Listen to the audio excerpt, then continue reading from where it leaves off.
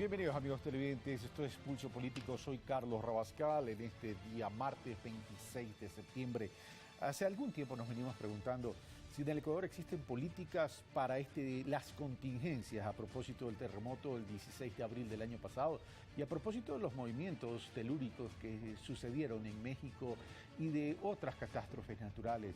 Se puede estar preparado, pero por lo menos se puede construir una cultura para enfrentar este tipo de contingencias. Son los temas que vamos a tratar el día de hoy. Estaremos con Mario Ruiz, geólogo, exdirector del Instituto Geofísico de la Politécnica Nacional, fue vicepresidente de la Comisión Sismológica Latinoamericana y del Caribe y ex subsecretario de Gestión de Riesgo. También nos acompañará Hermel Flores, exdirector y expresidente de la Cámara de Industria de Construcción, expresidente del Colegio de Ingenieros Civiles de Pichincha y constructor privado. A quien los saludo y le doy la bienvenida. Mario, Hermel, muy buenas noches, gracias por aceptar nuestra invitación. Bueno, Mario, en el país existe política, existe estrategia, existe cultura para enfrentar estos fenómenos naturales. Bueno, en Ecuador lo que tenemos es que los desastres, los fenómenos naturales como los terremotos, ¿no? y las erupciones volcánicas han impactado en la historia, ¿no? Sin embargo, nuestro país ha sido reacio a adoptar medidas que nos permitan estar mejor preparados. ¿Hemos sido reacio producto de qué? Producto de una cultura que hace que olvidemos los factores que nos afectan y que quizás tratemos de tener la política de que tuvimos esta mala experiencia, miremos la página y sigamos adelante, ¿no? No, permíteme ir donde Hermel. No somos capaces de planificar. Damos la vuelta, no consideramos los factores. El Ecuador es un país sísmico, sin embargo, de aquello, no digo que no exista un proceso donde se ha entrado en términos de crear una Secretaría de Gestión de Riesgo, que exista algún tipo de planificación, pero ya han pasado algunos años y la pregunta es, ¿los ciudadanos tenemos una cultura para estar preparados para enfrentar toda esta situación? Gracias por la entrevista y gracias por compartir con Mario. Bueno, yo creo que ha habido algunos avances en cuanto a elaborar estudios o proyecciones de varios aspectos que tienen que ver con el tema del manejo de riesgos. Sin embargo, lo que hace referencia ya a lo que hace la ciudadanía, hace la gente, en lo que tiene relación con la construcción, se sigue manteniendo las mismas prácticas, diría yo, que no son adecuadas para un país que tiene un riesgo sísmico bastante alto.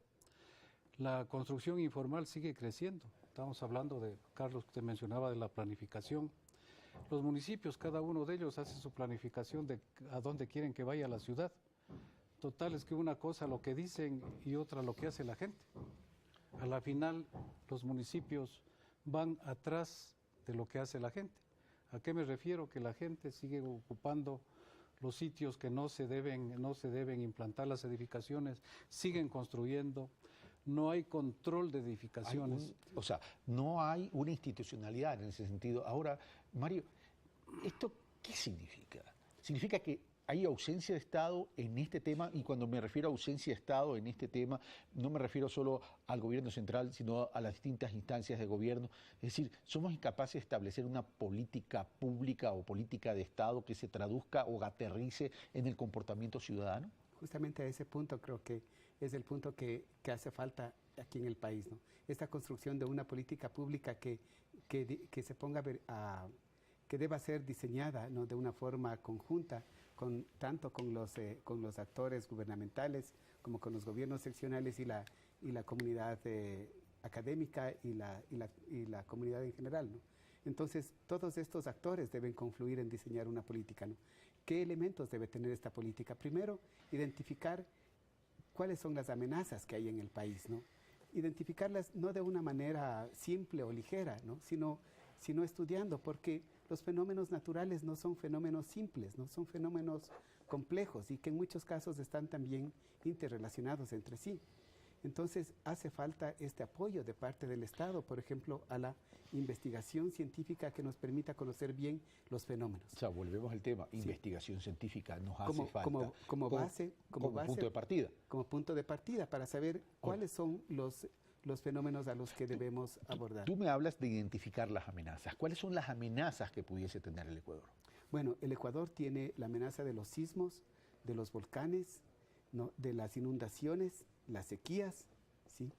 Y los tsunamis que serían relacionados con los sismos, ¿no? Entonces, todo esto puede actuar en algún momento, ¿no? Y a veces tenemos el problema de que actúan en el mismo momento, se pueden presentar 2 o 3 amenazas, ¿no? Y para cada una de estas amenazas es una estrategia completamente distinta. Ahora, no necesariamente completamente distinta, ¿no? Pero sí debe tener sus particularidades, ¿no? Por ejemplo, hay puntos en común, ¿no? La investigación científica, como apoyo a la investigación científica, debe ser un punto común que sustente los trabajos de diferentes grupos, particularizándose en cada una de estas amenazas, pero también viendo la interrelación de ellas, ¿no? Por ejemplo, sismos y tsunamis, ¿no? Es muy fácil entender de que están relacionados, ¿no? Pero quiero decir otro aspecto importante, ¿no? Aquí en el país, ¿no? El 75% del territorio nacional está afectado por 2 o más amenazas, ¿no? O sea, si hablamos por una amenaza, quizás estamos cubriendo el 95% del territorio, ¿no? Pero al menos el 75% del país está afectado por 2 o más amenazas. ¿Cuánto es el porcentaje de población que está viviendo en este 75% del país? ¿No? Es más del 80%. ¿Y qué probabilidades hay que este 75% del territorio nacional, que en términos de población puede significar el 90%, se den al mismo tiempo? Bueno, como decía yo, puede haber 2 eventos que pueden ocurrir, o sea, 2 tipos de amenazas que pueden coexistir, ¿no? Entonces, eso no es algo muy probable, pero en este caso es algo que nosotros, sin poner mucho énfasis en cuál es la probabilidad, porque va a ser una probabilidad baja, ¿no? Debemos tomar en cuenta de que son fenómenos que causan tanto daño que así tengan una probabilidad baja, ameritan que estemos preparados. Que no necesariamente por tener una probabilidad baja no significa que no se vaya a dar. Ahora, esto pasa también, primero por identificar qué tipo de territorio tenemos. Me dice Mario, que es el experto, 75% del territorio nacional puede sufrir 2 o más amenazas al mismo tiempo. Y voy al constructor, voy al planificador, voy al especialista en ciudades. ¿Hemos construido ciudades considerando este tipo de realidad? Lamentablemente no. Lamentablemente no, porque la mayoría de ciudades en el país no se han hecho de acuerdo a una planificación, que como yo mencionaba anteriormente, de acuerdo a la planificación, sino que han crecido la mayoría desordenadamente, de manera horizontal, buscando espacios de la gente que no tiene vivienda, y lo hace pero de una manera muy manual, diría yo, que carecen de apoyos técnicos. Entonces es un problema bastante complejo, porque hay los temas que se relacionan también con la política un poco partidaria, de a veces de no poner normas. Si se dice la ciudad debe crecer hasta ahí, debería hacerlo hasta donde crecen, ¿cierto? Cuando tú dices de manera horizontal, ¿te refieres que las ciudades deberían ser verticales? Más verticales, porque uno de los recursos que se está volviendo en el mundo cada vez más escaso, después del agua, naturalmente, es la tierra. Es decir, los espacios verdes, los espacios cultivables se van reduciendo cada vez, y más bien la tendencia es a urbanizarse. Permíteme preguntar al amparo de la ignorancia, porque no soy ningún experto en el tema y quiero trasladar inquietudes de la ciudadanía, pero quiero hacerte una pregunta que puede ser lógica o de sentido común para mí, a lo mejor para ti no, pero tú eres el técnico. Si yo construyo ciudades verticales, significa edificios, significa que estoy creciendo para arriba. Si no podemos, como país, tener control en el cumplimiento de las normas de construcción antisísmica en lo horizontal, ¿vamos a tenerlo para un crecimiento vertical? Más bien se está dando al contrario, porque para los edificios de altura hay un mejor cuidado. Los profesionales, ¿hay un mejor control? Claro, diría yo un autocontrol de los mismos profesionales, de las mismas empresas, sobre todo en los últimos años, que ya aplican las normas que están vigentes de construcción, especialmente en el tema sismo resistente.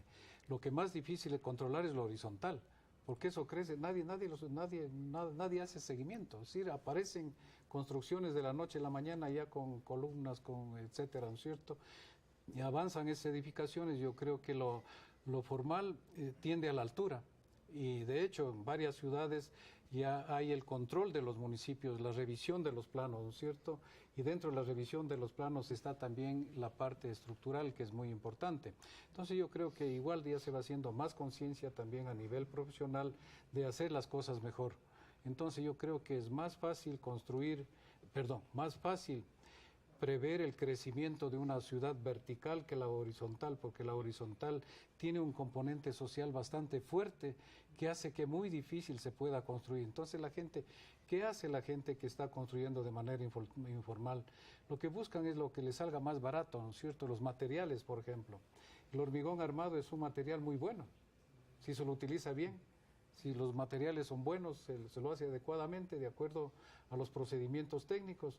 Pero ¿qué pasa con la gente que busca lo más barato? Dice, bueno, acá me cuesta, para hacer hormigón, la arena me cuesta tanto, acá el ripio tanto, le pongo cemento, y si no hay control del agua, entonces se hace un desastre, ¿no es cierto? Vamos a hablar de todos esos controles. Pero, Mario, ¿cuáles son las zonas sísmicas o las zonas de más alto riesgo del Ecuador?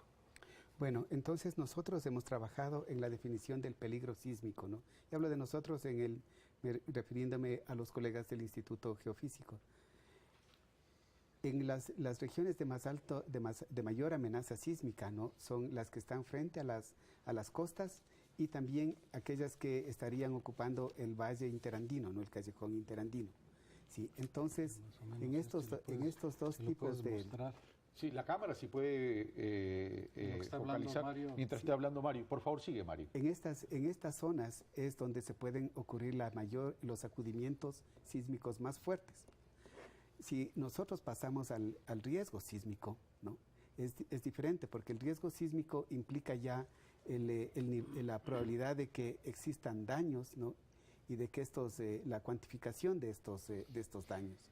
Entonces, si hablamos de riesgo sísmico, nosotros podríamos decir de que es muy importante para el país, por ejemplo, el llamar la atención a lo que pase tanto en la zona costera del Ecuador, ¿no? En la zona que sería entre Manabí y la frontera con Colombia, como también las ciudades que están en el callejón interandino, ¿no? Me refiero a Quito, me refiero a Ambato, Ibarra, Riobamba, Latacunga, ¿no? En estas ciudades, por ejemplo, podría haber sismos de magnitud relativamente moderada con un foco cercano, ¿no? Sismos que pueden producir magnitudes alrededor de 6, ¿no? Pero un sismo de magnitud 6, por ejemplo, acá a Quito, no podría ser un sismo con daños muy graves, ¿no? Entonces, estos son elementos que nosotros queremos poner, poner en el tapete, ¿no? Y hacer que el país se dé cuenta que tenemos esta realidad tectónica, ¿no? Y que debemos estar preparados, porque no podemos nosotros como científicos ni ningún otro laboratorio científico del mundo decir cuándo van a ocurrir los sismos, ¿no? La única cosa que podemos decir es de que tenemos fallas y esas fallas tectónicas son capaces de generar sismos. Estas fallas tectónicas siempre han permanecido con nosotros. Al menos desde hace millones de años, ¿no? Y lo importante es que las fallas se están moviendo, ¿no? O sea, nosotros podemos ver, por ejemplo, a través de la microsismicidad, cómo las fallas tienen un nivel mínimo de actividad, de movimientos, ¿no? Cuando me dices que las fallas se están moviendo, ¿hay algo que nos permita detectar que estos movimientos, las fallas tectónicas, se aceleren con el tiempo, que tengan un tema progresivo de movimiento en las fallas? Bueno, hay algunas indicaciones que nos pueden llamar la atención y decir, es posible que en esta falla tengamos una acumulación de esfuerzos, ¿no? Y que esta acumulación de esfuerzos nos puede llevar a un sismo más grande, ¿no? No tenemos la capacidad de hacer una predicción, ¿no? Pero sí quizás detectar anomalías, ¿no? Lo importante es esto, ¿no? De que el país ha avanzado, por ejemplo, en muchos temas, diría yo. Uno de los temas en los que se ha avanzado es en esto de conocer o de tratar de documentar, de tener datos sobre nuestra realidad sísmica y volcánica, ¿no? Tenemos ahora, por ejemplo, GPS, de alta precisión que están instalados con los cuales se hacen medidas del comportamiento de la falla de Quito, por citar un ejemplo, ¿no? Y se puede ver cómo esta falla se sigue acortando, ¿no? Y sigue cargando esfuerzos, cargando presiones en el plano de falla, ¿no? Lo cual significaría, y perdón la pregunta y la insistencia y te la replanteo, es que pudiésemos a través de toda esta tecnología determinar tendencias en términos de intensidad de esos movimientos para determinar algún tipo de deterioro progresivo. Podemos cuantificar cuál es el nivel de movimiento. Por ejemplo, podemos decir cuál es el nivel de acortamiento de la falla de Quito. Lo que no podemos decir es cuán cerca o cuán lejos estamos de un próximo evento. Ok, ahora, volvemos al tema de las ciudades, Hermen. Tú me dices, las ciudades han crecido desordenadamente, hay muchas construcciones informales, pero resulta que con el tiempo hemos tratado de darle cierto orden. Tenemos los gobiernos autónomos descentralizados, tenemos la ley de ordenamiento territorial últimamente, tenemos el Consejo Nacional de Competencias, se supone que cada región debería tener una agenda provincial, regional, local de desarrollo. Es decir, ¿por qué no se da esto? ¿Por una cultura de cacicazgo en la mayoría de las ciudades del Ecuador? ¿Por una incapacidad de gestión de los propios gobiernos autónomos descentralizados? ¿O producto de que venimos con una herencia de esa fiebre catastrófica de cantonización que por querer tener soberanías por todos lados, estas micro soberanías por todos lados, no tienen ni lo uno ni lo otro, porque la principal soberanía es el orden, la disciplina y el desarrollo? Creo que hay una mezcla de todo lo que tú mencionas, Carlos. Lamentablemente la realidad es esa, ¿no? Que si bien se van creando esos cantones, ¿no es cierto?, pero no hay la fortaleza, diría yo, a veces hasta técnica de algunos municipios pequeños, de disponer de personal más adecuado para que pueda elaborar la normativa, la regulación, el control en forma más eficiente en ciertos casos. En otros se ve que definitivamente el crecimiento de las ciudades, el crecimiento informal, sobre todo, sigo insistiendo en esto, es tan grande que se sienten incompetentes. ¿Hay una diferencia entre lo urbano y lo rural en términos de alto riesgo? Bueno, el riesgo va a depender definitivamente de dos factores. La amenaza puede ser la misma, ¿no es cierto?, o similar, pero la vulnerabilidad puede ser diferente o igual también. Es decir, eso va a depender, es muy relativo, ¿no? Hay en la parte rural igualmente se pueden dar, lo que sucede que ahí vive menos gente en forma comunitaria, lo que no sucede ya en las urbes, ¿no es cierto?, que la gente está más densamente concentrada, entonces eso le vuelve que sea incluso de mayor riesgo esos sitios que son bastante concurridos o gente que vive en forma más amplia en esos sectores, ¿no?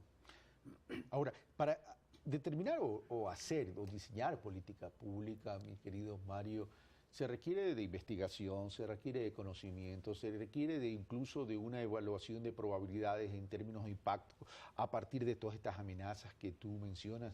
En tu experiencia, ¿se ha diseñado política pública desde lo nacional y desde lo local, consultando a los expertos en términos de riesgo?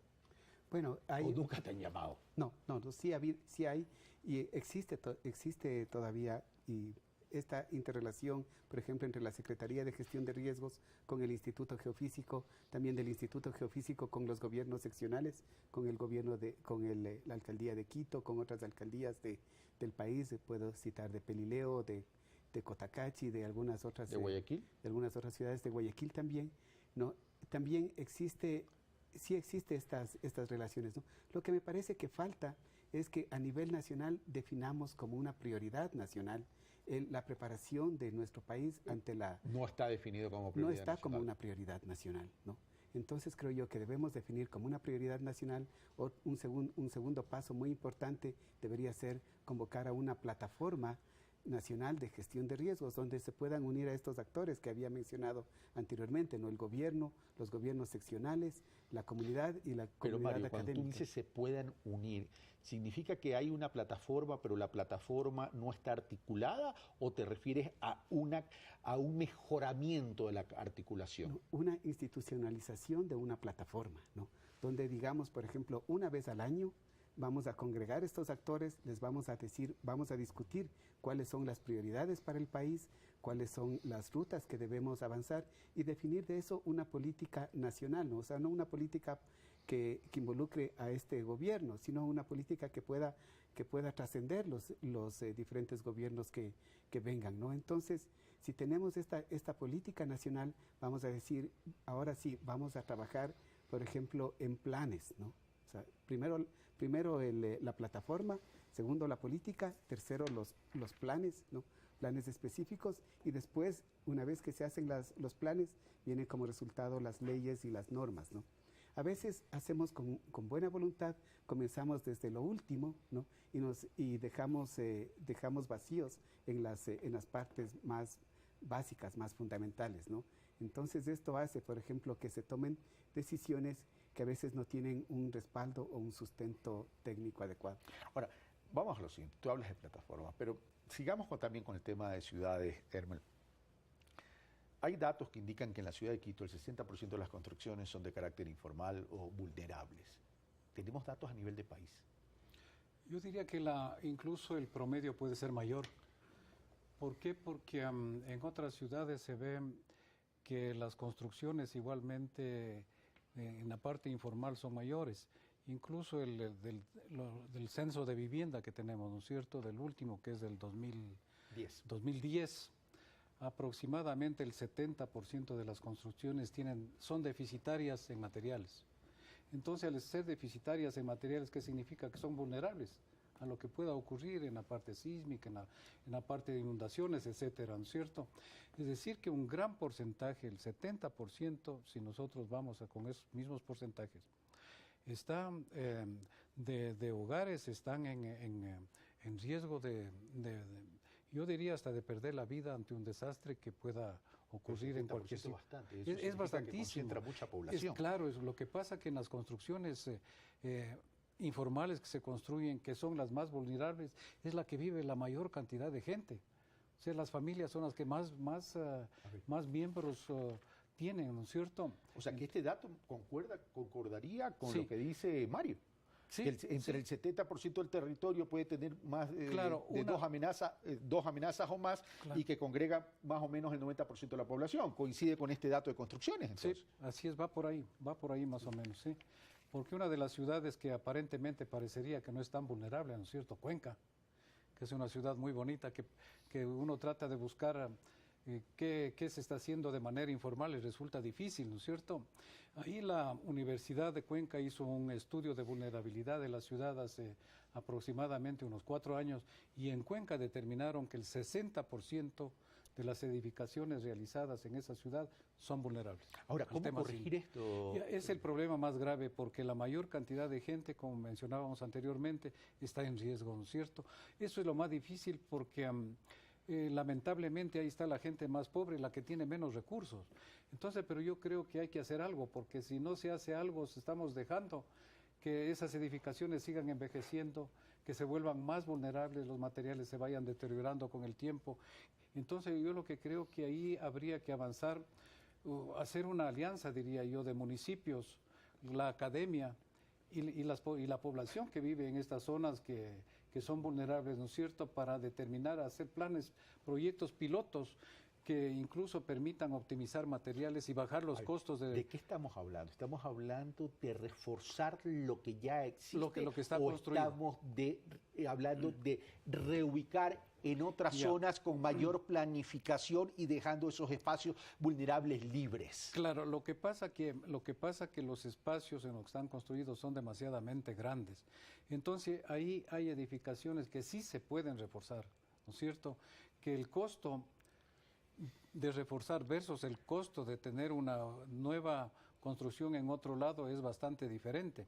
Entonces ahí se podría reforzar, es decir, hay que hacer esos análisis también, porque hay sectores de población que están asentados en zonas de alto riesgo, es decir, ahí la única solución es sacarlos, ¿no es Y el cierto? tema pasa, pero el tema pasa por la reacción y el comportamiento cultural de los ecuatorianos. Es decir, si tú quieres decir, vamos a reubicarlos en otras zonas más seguros, donde le vamos a dar todas estas facilidades, las personas no quieren cambiar. Al inicio hay esa reacción, pero entiendo que, por ejemplo, aquí en Quito se hizo algunas reubicaciones de gente que vivía en laderas, ¿no es cierto? Y al comienzo, claro que no querían irse, es algo, yo le veo una reacción hasta normal, diría, de la gente, ¿no es cierto? Pero terminan aceptando, porque lo que hay que ofrecerles es algo mejor. O sea, si ya por los ojos miran ellos que se les va a dar algo mejor a lo que estaban.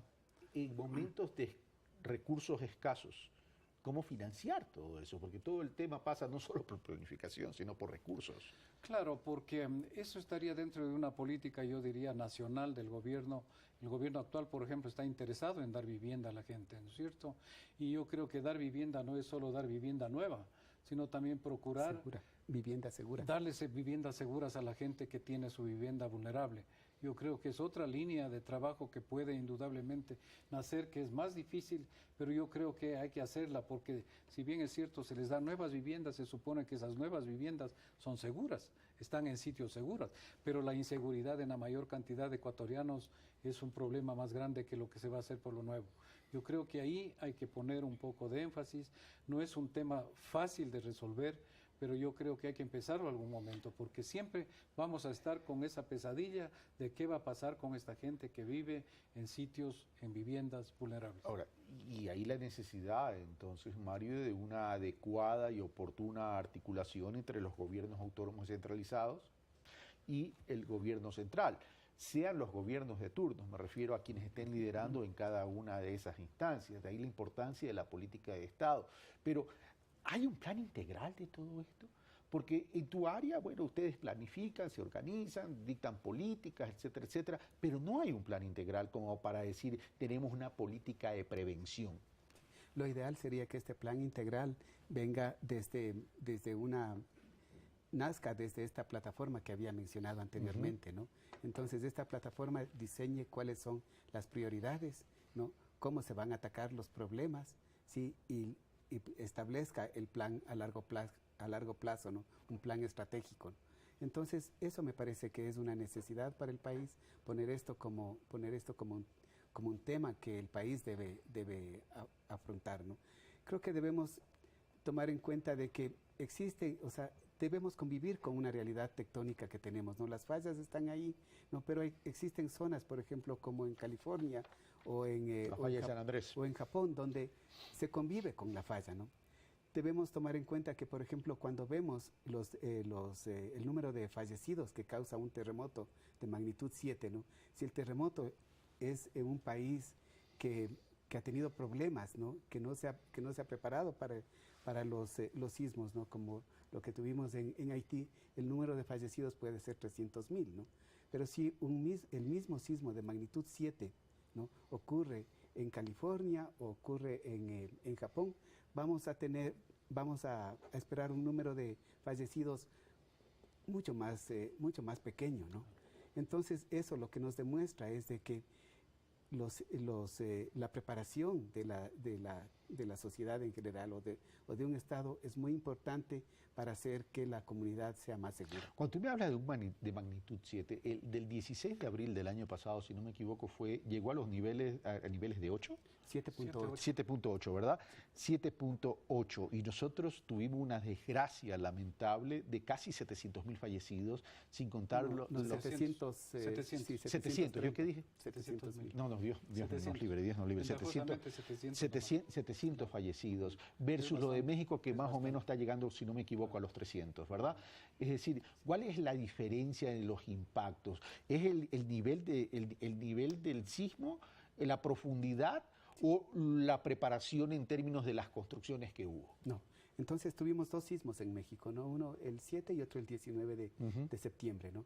El sismo del 7, digamos que es algo más parecido a lo que tuvimos nosotros en abril, ¿no? Porque son sismos que el epicentro está cerca de la costa, o más bien costa afuera, ¿no? La diferencia fue la profundidad, ¿no? El sismo de 8.1 del 7 de septiembre frente a las costas de Chiapas tuvo una profundidad de alrededor de 70 kilómetros, ¿no? En cambio, el sismo que tuvimos en abril fue una profundidad de 19 kilómetros. Al ser mucho más cerca de la superficie, el nivel de sacudimiento es mucho mayor. Para ponerles las posibilidades de destrucción es mucho mayor. La capacidad de destrucción. Para ponerles números a esto, ¿no? Nosotros llegamos a detectar en Pedernales una aceleración de 1.4 de G, o sea, una aceleración que era mayor a la aceleración de la gravedad, ¿no? Un sacudimiento que le podía levantar, por ejemplo, a un objeto que esté asentado en el piso, ¿no? Entonces, esa es una aceleración con una capacidad destructiva muy alta. Ahora, ¿no? frente a ese tipo de aceleración destructiva muy grande, ¿hay construcciones que pueden aguantar? Bueno, no hay construcción antisísmica, porque pero sí creo que hay el término adecuado que es la sismoresistencia. Hay que buscar construcciones que sepan comportarse cuando se produce un sismo. Yo creo que las experiencias de otros países sí nos dan una muestra de que es posible hacerlo. En Chile, los daños en las edificaciones son bastante menores que lo que ocurre en otros países de la misma región, ¿no es cierto?, de acá de Latinoamérica o el Caribe. ¿Por qué? Porque ellos han aprendido mucho de los sismos. Entonces, su código de construcción ellos lo están cada vez perfeccionando, están construyendo mejor las edificaciones y están utilizando tecnología, es decir, porque para los edificios altos ahora ellos ya están haciendo varias edificaciones utilizando elementos, por ejemplo, que permiten disminuir la acción de los sismos, como son los amortiguadores. Pero esos avances son caros. Esos avances tecnológicos es relativo. Diría yo, es relativo. Te pregunto, no estoy afirmando, estoy preguntando. No, tienen su costo indudablemente, pero yo diría que sean caros es relativo. ¿Por qué? Porque en cambio, cuando utilizan esos elementos que ayudan a un mejor comportamiento sísmico, permiten reducir materiales, se puede decir, en masa de otros componentes, ¿no es cierto? Porque las solicitaciones en el edificio van a ser menores. Porque esos disipadores de energía, por ejemplo, que se ponen esos inclinados, lo que hacen es como un émbolo que se amortigua, ¿sí, no es cierto?, que amortigua la energía que viene del suelo, de las aceleraciones del suelo, y se va disipando poco a poco y evita que los edificios incluso se muevan demasiado, que es uno de los problemas que tenemos aquí. Ahora, te pregunto esto, porque tú dices, utilizando este tipo de tecnología sismoresistente, creo que dijiste, es caro relativamente porque compensa la utilización de esa tecnología, compensa la no utilización de otros, y entonces los costos más o menos se pudiesen equilibrar. Te pregunto esto porque, a ver, quienes compran las viviendas o quienes compran las oficinas son seres humanos. Y ahí pasa por la capacidad adquisitiva, de ahí la importancia que el acceso al suelo no sea tan caro para poder aprovechar los costos de construcción sobre superficie que puedan permitir el acceso fácil de la ciudadanía. Entonces, veo que es un problema integral. Si hay suelo caro y hay construcción que relativamente es elevada, no hay acceso fácil al ciudadano. Ergo, la informalidad va a ser un común denominador. Claro, yo creo que no solo para los edificios de altura la tecnología debe aplicarse, también debe investigarse más para las construcciones pequeñas, que lamentablemente a veces nos olvidamos, ¿no es cierto?, porque la investigación tecnológica más se dirige a veces para las estructuras grandes, pero no para las pequeñas. Pero yo considero de que ahí la academia jugaría un rol importantísimo tratando de buscar que esas construcciones pequeñas también tengan un comportamiento sismo resistente más adecuado. Porque si se sigue construyendo como lo estamos haciendo ahora, definitivamente van a seguir siendo vulnerables, aunque sean de un piso. Aunque sea de un piso, van a seguir siendo vulnerables si los materiales no son utilizados adecuadamente, no se sigue con una mejor orientación desde el punto de vista de diseño mismo de esas construcciones. Entonces yo creo que hay algunos aspectos que también hay que diferenciarlos, ¿no es cierto? La tecnología para las edificaciones en altura y tecnología también para las edificaciones. Lógico, yo creo que es algo muy importante también incursionar en ese campo. Ok, estamos viendo cómo nos debemos preparar para temas de sismos y tsunamis en términos de construcción. Ahora hablemos en términos de otras amenazas que tienen que ver con el tema de los volcanes. Bueno, Ecuador es uno de los países más ricos en volcanes, ¿no? Tenemos 86 centros volcánicos, ¿no? Tenemos, a diferencia de otros países, tenemos 3 cadenas volcánicas, ¿no?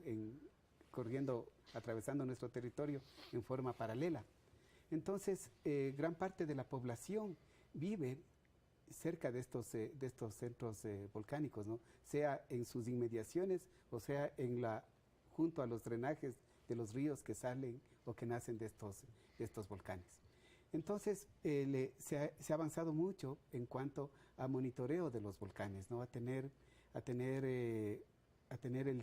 conocer el día a día cuál es el nivel de actividad de los volcanes. Ahora les podemos informar de que, por ejemplo, es el volcán Reventador, que tiene una actividad importante, ¿no? Nosotros lo hemos calificado como una actividad alta, ¿no? Y que está en esta fase, que continúa en esta fase eruptiva, ¿no? Tenemos a Sangay, que también está erupcionando, ¿no? Pero tenemos que preocuparnos de los otros volcanes también, ¿no? Entonces, en el Guagua Pichincha, por ejemplo, pusimos el mes pasado una red sísmica especial para estudiar, ver cuál es su nivel de actividad ahora, años después de la erupción que tuvo en 1999, ¿no? O sea, no debemos descuidarnos de eso, ¿no? Y seguimos monitoreando el Cotopaxi, ¿no? ¿Qué más hemos avanzado, no? Tenemos ya como 4 ediciones de mapas de peligros volcánicos, ¿no? En los cuales en cada edición se ha ido afinando, se ha ido mejorando la delimitación de las zonas que pueden ser cubiertas, por ejemplo, por flujos piroclásticos o por flujos de lava, o también por estos flujos de lodo que nosotros les llamamos lahares, ¿no? Que descienden por las quebradas o los ríos que nacen de los volcanes, ¿no? Se ha avanzado en eso. Se tiene un sistema de alerta temprana, ¿no? Aquí hemos trabajado el Instituto Geofísico, la Secretaría de Gestión de Riesgos, los municipios, ¿no? Y el EQ 911 para que en el caso de que exista una anormalidad, una explosión, digamos, de uno de estos volcanes, se dé el aviso. Es decir, a través a diferencia de los sismos, aquí pudiésemos tener mayor capacidad de reacción. Aquí tenemos un sistema que lo hemos estado innovando desde hace, digamos, desde el 88 que comenzamos el monitoreo sistemático de los volcanes en el país, ¿no? También en los sismos se han mejorado en la parte técnica, ¿no? Sin embargo, el problema con los sismos es que podemos nosotros tener ahora a los 2 minutos ya la información de dónde ocurrió el sismo, de cuál fue su magnitud, ¿no? Lo que nos falta es trabajar en la reducción de la vulnerabilidad. Y aquí viene el tema que lo estaba abordando muy bien Hermel, ¿no? Las edificaciones son quizás la causa primaria para el fallecimiento de personas cuando ocurren un sismo, ¿no? O sea, no es el sismo el que mata, ¿no? Son las edificaciones que no resisten a este sismo las causantes de la... Ok, ahora, nosotros tenemos 4 regiones: Sierra, Costa, Amazonía y región insular. De acuerdo a las realidades de cada una de las regiones, ¿los sistemas de construcción son distintos frente a todas estas amenazas que ha mencionado Mario? Bueno, en general hay una similitud bastante fuerte. Se trata de utilizar los mismos sistemas constructivos. La parte de utilización de materiales locales más bien se da muy poco. Más bien yo diría que es excepcional, aunque varios municipios, especialmente orientales, están tendiendo a que se utilicen materiales locales. Pero en la generalidad es que los materiales tradicionales aquí siguen utilizando tanto el hormigón armado como las estructuras metálicas. ¿Y eso está bien o está mal? Bueno, no hay material malo de construcción, ninguno es malo. Lo que pasa es que debe ser bien utilizado. Más bien yo diría que la parte de ya acoplamiento a las situaciones locales que tienen que ver con el ambiente, ¿no es cierto? Eso tiene que ser, ya es más bien parte de diseño. Pero los materiales pueden utilizarse los mismos. Pero, por ejemplo, ¿qué recomendaciones deberíamos realizar porque ya hemos hablado de los sismos y cómo preparar el sistema de constructivo en temas frente a sismos, pero frente a volcanes, ciudades que están dentro del entorno o están en el entorno, perdón, de los volcanes? ¿Hay algún tipo de construcción específica, especial? Bueno, algo especial contra los volcanes no hay tampoco, pues, ¿no es cierto? Quizás un Quizás cuidado en los los espacios, techos. más bien, claro, más bien las En los ubicaciones, las cubiertas, la parte de diseño, más bien, la parte de diseño que trate de un poco de paliar, diría yo, el efecto de los volcanes, que sería básicamente la producción de ceniza, ¿no es cierto?, que se da, pero de ahí sí es que las viviendas o la parte poblada está ubicada en el sitio donde está previsto que vaya se hace como canal, ¿no es cierto?, lo que vienen los lajares o las mismas lavas. Entonces ahí es bien difícil que pueda solucionarse, aunque se puedan hacer obras de retención. Sí, con una planificación territorial, ¿no? Es muy importante, por ejemplo, identificar cuáles son las zonas que pueden ser afectadas por por los flujos, ¿no? Y con qué probabilidad, ¿no? Porque, por ejemplo, podríamos decir, aquí hay una zona que solamente en caso de de una erupción muy grande va a ser afectada. Entonces, eso le reduciría la probabilidad de afectación y podría tener un distinto uso, ¿no? Pero las zonas que son más proclives a ser afectadas, estas deberían ser reservadas para otros fines y no para alojar a las casas, ¿no? Sin embargo, también digo yo, hay otras cosas que se deben contemplar, ¿no? Por ejemplo, después de la experiencia de la erupción del Tungurahua en 1999, ¿no? La población de Baños se dio cuenta que tenía prácticamente problemas para hacer una evacuación en caso de una erupción grande, ¿no? Entonces, las autoridades locales, ¿no? Gestionaron la construcción de un nuevo puente, por ejemplo, ¿no? Y eso hace que se diversifique las posibilidades de salida de la población en el caso de una evacuación, porque tenemos en cuenta que en Baños son 25,000 personas, ¿no? Que si querían evacuar hacia Ambato, ¿no? Porque al otro lado también tienen que cruzar el Pastaza, por donde bajarían los lares, ¿no? Estaban en un problema grave, ¿no? O sea, 25,000 personas tratas de moverles en un momento dado y es prácticamente imposible. Ahora, y frente a esta emergencia, uno de los temas que son fundamentales, no sé si se pueda proteger al 100%, pero que es fundamental establecer ciertas estrategias y políticas de prevención y de protección, es el tema de agua potable. Sí, el tema de agua potable, por ejemplo, para Quito, vimos que era un problema fundamental en el caso de una erupción del volcán Cotopaxi, ¿no? Sin embargo, se realizaron estudios ya desde hace más de 10 años. La Politécnica los volvió a presentar a la empresa de agua potable. La empresa de agua potable vio esos estudios, ¿no? y los adoptó y hicieron construcciones que permitan un paso más seguro de la línea de abastecimiento de agua en el caso de que tengamos una erupción y lajares, ¿no? Que estén bajando por el drenaje norte del Cotopaxi. Lo que quiero decir es que hay soluciones, ¿no? Sí, pero estas soluciones tienen que nacer del estudio, ¿no? No pueden nacer solamente de la buena voluntad, ¿no? Tienen que nacer de un conocimiento de los fenómenos, ¿no? Y es por esto que es muy importante este trabajo conjunto que habíamos planteado desde el inicio, ¿no? Entre la academia, los organismos seccionales, la comunidad y el gobierno central, el gobierno nacional. ¿Quieres acotar algo a lo dicho por Mario? Sí, que digamos esto de la infraestructura de agua potable y alcantarillado es bastante complejo y grave en el país. ¿Por qué? Porque los materiales de las instalaciones que se hicieron hace algunos años se empleaban ahí materiales rígidos, ¿no es cierto? Había bastante, por ejemplo, utilización de tubería de cemento que está unida en campanitas que se ponen de tubo a tubo, ¿no es cierto?, con mortero, pero son elementos rígidos. ¿Qué pasa? Que cuando ocurre un sismo, ¿no es cierto?, el sismo va a hacer mover eso. Entonces un pequeño movimiento que vaya más allá de la resistencia de ese tubo produce problemas graves. Es decir, lo complejo también que aquí se ve es de que la parte de la infraestructura puede afectar, no mata a las personas en el instante, ¿no es cierto?, pero luego de un sismo fuerte puede producir una situación bien compleja para las ciudades desde el punto de vista sanitario. Claro, eso sería tremendo. Es decir, a ver, yo quiero ponerles un ejemplo. Manabí y Esmeraldas, en el terremoto del año pasado, el del 16 de abril, ¿cuáles fueron las falencias que visibilizaron ambas provincias? o los lugares donde ocurrió la catástrofe? ¿Cuál de los Bueno, dos? ahí el parámetro común es la mala utilización de materiales, la calidad de los materiales pésima. Lo otro es de que se iban avanzando en construcción en altura, que pasa en general en todo el país, ¿no es cierto? Casas de un piso terminaron después de 3 o 4 ¿Pero qué pisos. sufrieron? Materiales ¿Casas inadecuados. antiguas? Antiguas y también nuevas.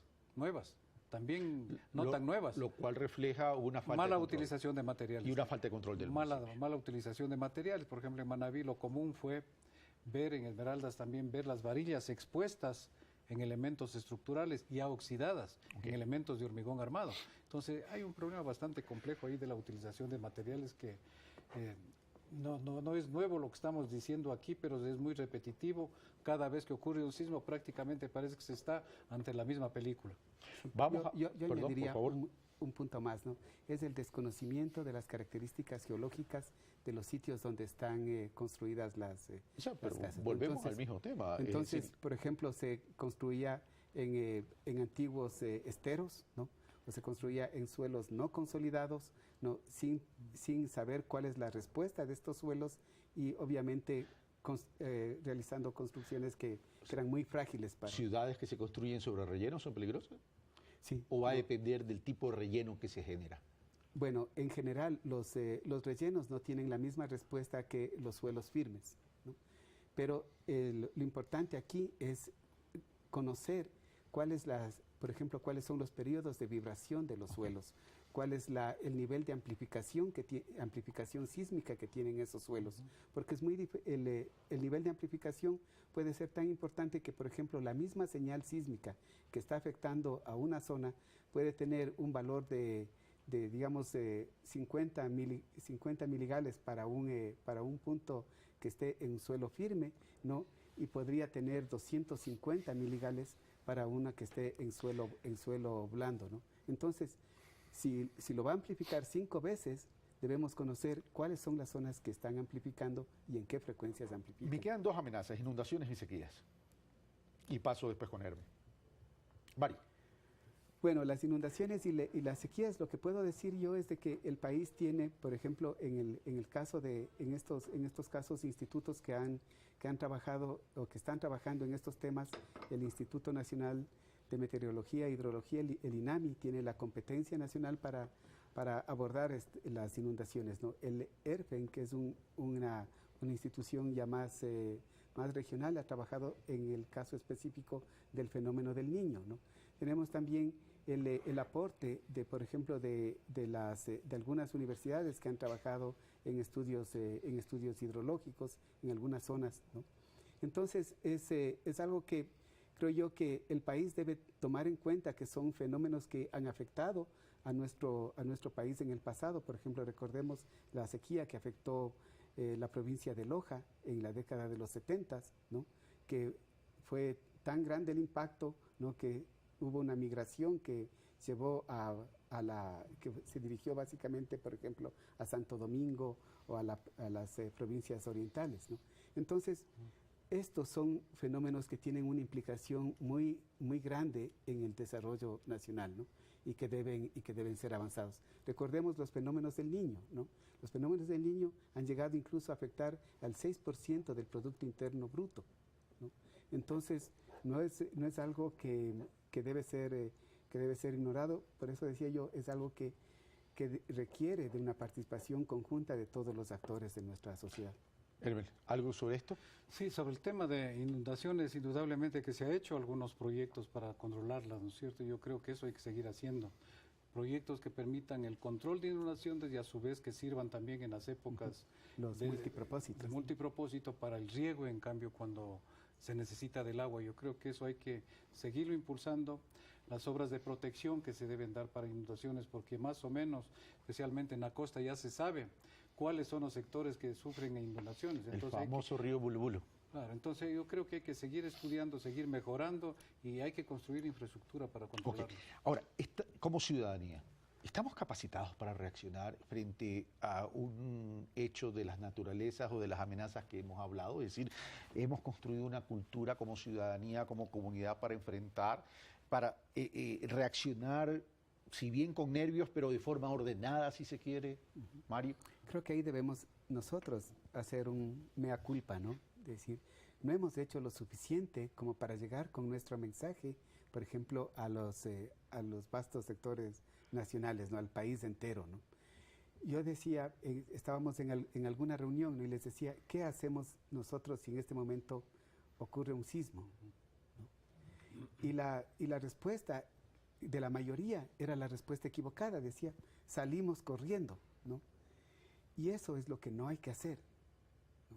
Lo que debemos hacer es identificar dónde son los, por ejemplo, los elementos que me puedan dar protección, ¿no? Las mesas, los escritorios, ¿no? Incluso podría ser una silla o una, ¿no? Entonces, que me pueda ayudar a que yo pueda evitar ser golpeado, ser afectado por el sacudimiento fuerte, y una vez que pase ese sacudimiento fuerte, poder salir ordenadamente hacia afuera. Ahora, pero se habló, y hace poco se habló, circuló incluso por WhatsApp, creo, un comentario de un bombero colombiano que estuvo en México que dice que el famoso triángulo de la vida no sirve para Latinoamérica y el Caribe por el tipo de construcción que tenemos, porque nosotros construimos con hormigón, entonces el triángulo de la vida no va a soportar tremendos pesos y que más bien deberíamos buscar otro tipo de ubicaciones de refugio. El triángulo de la vida no es apropiado para América Latina, ¿no? Y también ha sido prohibido la difusión de estas medidas en Estados Unidos o en Japón. Pero si has visto que en el 16 de abril lo que más se promocionaba, incluso en los medios de comunicación, era el triángulo de la vida, lo cual refleja una tremenda ignorancia en el manejo de este tipo de cosas, ¿no? Entonces, por eso digo que toda política de gestión de riesgos debe partir del conocimiento, debe partir de la investigación. Por eso es importante el rol de los institutos científicos y técnicos para alimentar cuál debe ser el camino, ¿no?, en el que se debe llevar esta política de gestión de riesgos.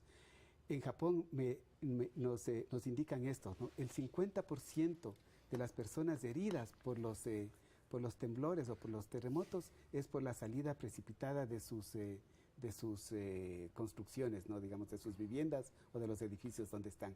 Entonces, ellos dicen, si queremos dar un manejo óptimo en un caso de emergencia donde vamos a tener mucha demanda en los hospitales, tomemos medidas para evitar tener este 50% de heridos que me van a estar congestionando los hospitales, ¿no? Y eso solo se puede hacer con educación, ¿no? Decir a las personas, tenemos que protegernos, ¿no? Tenemos que buscar una mesa, algo que nos permita evitar ser golpeados por la caída de forma directa, de los objetos, pasa el sacudimiento fuerte y salimos ordenadamente. Hermelo. Y quizás la reacción, convendría quizás a acotar algo, la reacción que debemos dar cuando ocurre un sismo, ¿no es cierto?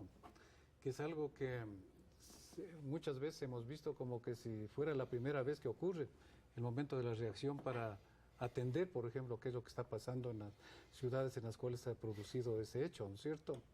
Ahí hay una, diría yo, a veces hasta las líneas de mando, como suelen decir los militares, están un poco trastocadas, ¿no es cierto? No sé, cada uno quiere hacer una cosa sin coordinación adecuada y eso lo hemos palpado. Tú también, Mario, tuviste la oportunidad de verlo. Entonces yo creo que ahí falta una preparación, incluso de la gente que de uno u otro lado debemos estar preparados en todos los lados, o sea, no esperar que ocurra un sismo en Manabí para que vaya la gente de Quito. Los mismos manabitas deberían estar preparados para inmediatamente actuar. Entonces, eso falta bastante, porque yo veo a lo mejor en la academia, en los institutos de enseñanza mismo, no estamos preparados para eso, ¿no es cierto? Y tener bien claro cómo reaccionar, cómo poder ayudar, para que no se produzca confusión. Es algo tremendo ver ahí que todos se esperan y las autoridades, unos más afanosos que otros, y unos dicen derroques ese edificio, el otro no se derroca. ¿Quién decide quién se derroca? El otro que no se derroca. Y yo creo que debo anotar aquí algo también. En el sismo que ocurrió en Manabí perdimos la oportunidad de aprender, como decía también Hugo Yepes. ¿Por qué? Porque no se hizo investigación sobre lo construido. Lamentablemente no se hizo, o la que se hizo fue muy escasa. yo quería acotar algo, ¿no? Creo que en el país, después del sismo de Manabí, tomó algunos pasos correctos, ¿no? Por ejemplo, ya se tiene planes de respuesta ante sismos, ante erupciones, ante sismo con tsunami, ¿no? Que se los trabajaron indicando cuáles son los actores que deben movilizarse y en qué tiempo se debe avisar, por ejemplo, se debe desatar o iniciar estas cadenas de llamados, ¿no? Entonces, esto ya está aprobado. También está aprobado un nuevo manual del Comité de Gestión de Riesgos, ¿no? Entonces, ya se sabe cuáles son los integrantes, ya tienen responsabilidades y también está señalado cuáles son los productos que deben tener, ¿no? Sin embargo, como tú dices, ¿no? Nosotros debemos entender de que cada experiencia de estas, ¿no? Sea en nuestro territorio o sea en México, por ejemplo, tenemos que tomarle como una oportunidad de aprender, ¿no? Y sacar lecciones y cada vez irles mejorando esas lecciones, ¿no? Porque cuando venga un evento debemos estar preparados. Gracias, Mario. Ya vamos a conclusiones. Y dentro de las conclusiones quisiera introducir un tema para ver si lo podemos evocar rápidamente. El concepto de regionalización al interno del país, que está establecido en la Constitución, que Semplades lo tiene, etcétera, las zonas de desarrollo, etcétera, etcétera, ¿puede contribuir a una mejor preparación para enfrentar este tipo de contingencias? Quisiera que traten este tema, si lo pueden, pero vamos a las conclusiones. Yo creo que es factible, porque eso permitiría se quiere un poco descentralizar también en regiones, que sería a donde se va, ¿no es cierto? Y yo creo que ahí es una buena oportunidad, no solo para el tema que estamos conversando el día de hoy, de qué hacer ante un desastre o qué es lo que se está haciendo, sino más bien desde el punto de vista productivo. Es decir, buscar las mejores posibilidades, las mejores fortalezas que tienen las regiones y de esa manera mejorar la producción, que creo que es lo que necesita el país en estas circunstancias. Gracias, Hermel. Mario. Sí, yo creo que debemos tener una combinación de una respuesta nacional y de una respuesta local, ¿no? Por ejemplo, a nivel nacional, ¿no? En Italia tienen una protección civil nacional, ¿no? Tienen un Instituto Nacional de Geofísica y Vulcanología Nacional, ¿no? Porque es la única forma de desarrollar capacidades, ¿no? Pero también se ha fomentado mucho la participación local y la participación comunitaria.